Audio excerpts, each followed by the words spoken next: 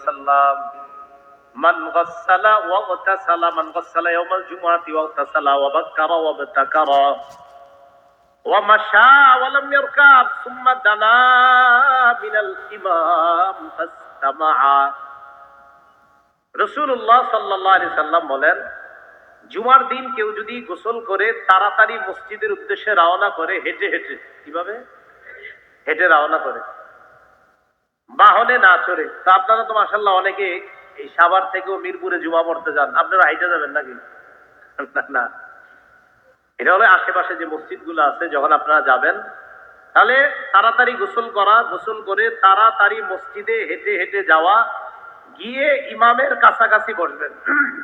বসার পর যদি ওই ব্যক্তি ইমামের কথা শোনে, রাসূলুল্লাহ সাল্লাল্লাহু আলাইহি সাল্লাম বলেন তার প্রত্যেকটা কদম, এই যে একটা কদম ফালাইলেন আবার উঠাইলেন, আবার ফালাইলেন আবার উঠাইলেন, এই প্রত্যেকটা কদমের দাম 1 বছর রোজা রাখা, 1 বছর নামাজ করার যে সওয়াব, আল্লাহ তাকে সেই সওয়াব দান করবে শুধু 1 কদমের বিনিময়ে।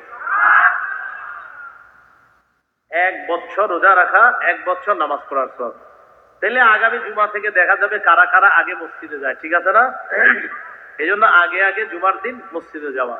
তাহলে হাদিস থেকে আমরা জানলাম যে এই উম্মত ইবাদত করবে কম, সওয়াব পাবে বেশি। বাকিটা প্রতিদিন যে এমন না, এটা মাঝে মাঝে আল্লাহ অফার দেয়। রমজান মাসে লাইলাতুল কদর, জুমার দিন সপ্তাহের মধ্যে এই অফারগুলো আমরা পাই।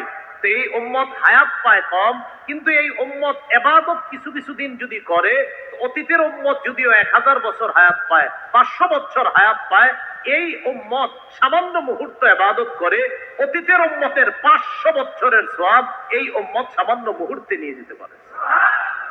আল্লাহর রাস্তা